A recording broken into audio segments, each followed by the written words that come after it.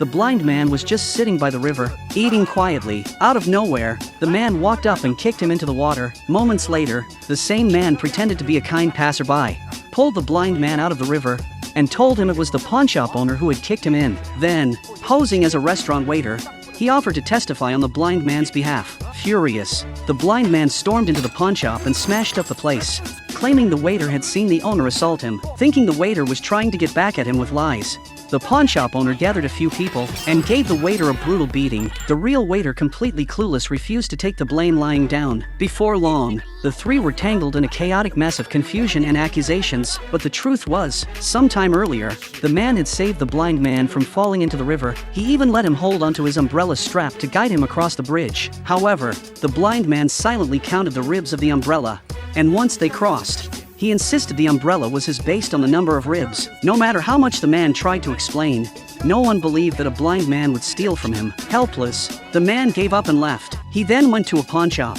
hoping to trade his last possession for some money, but the owner claimed the bracelet was worthless, smashed it casually, and insisted it was the man who broke it. He then tossed him a measly 10 cents as if doing him a favor. The poor man had no choice but to pick up the money and leave. He used it to get a small meal at a nearby restaurant, but after he finished eating, the waiter insisted he'd ordered 12 cents worth of food. He even mocked the man, demanding he crawl out of the restaurant in shame. After being humiliated over and over, the man realized someone out there had it out for him, but in his current state broke and powerless, he couldn't do anything about it. Then, as he stewed in anger, he suddenly spotted the blind man lounging calmly by the river again. That's when a clever idea struck him.